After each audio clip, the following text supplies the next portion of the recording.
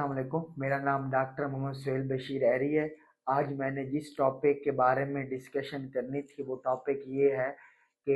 बाज़ दफ़ा कुछ कुछ मैन जो है ना, जिनकी उम्र 1 साल से कम होती है, उन बच्चों को जो है शहद का इस्तेमाल कराना शुरू कर देती हैं कि उनके चेहरे पे निखार आ जाएगा, कद बढ़ जाएगा या उनका जिगर तिल्ली वगैरह बेहतर हो जाएगा। लेकिन अगर हम मेडिकल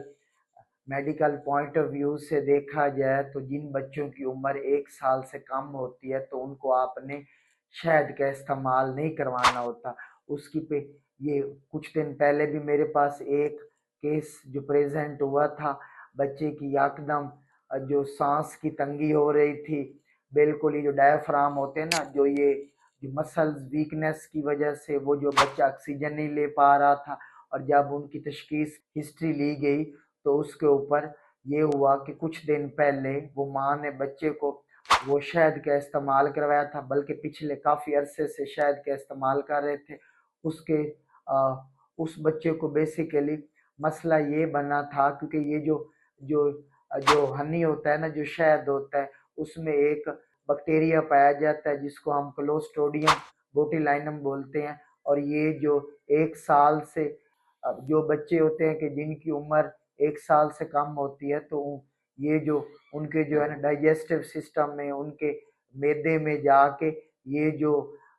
माइक्रो ऑर्गेनिज्म जो बैक्टीरिया होते हैं, ये जाके ये जो डायफ्राम पैरालिसिस कर सकते हैं, जिसकी वजह से बच्चे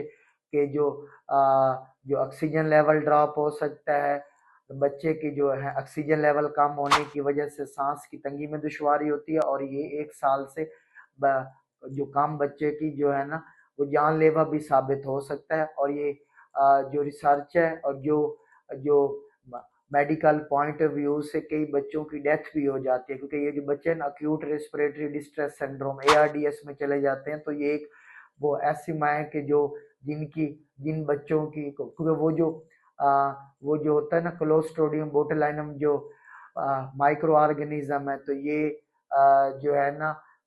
ये फेफड़ों में जाके ये जो है ना स्टोमिक के जरिए, डाइजेस्टिव ट्रैक के जरिए ये हमारे ब्लड में जाता है और ये फिर हमारे जो फेफड़ों को जाके नुकसान पहुंचाता है। तो ये एक इंफॉर्मेटिव वीडियो है ताकि ये माएँ ताकि थोड़ा इस मसले को सीरियस लें, ताकि ये जो है ना किसी भी प्यारे बच्चे की जान बचाई जा सके। ये वीडियो अच्छी लगे तो ज़्यादा से ज़्यादा शेयर कर दीजिए।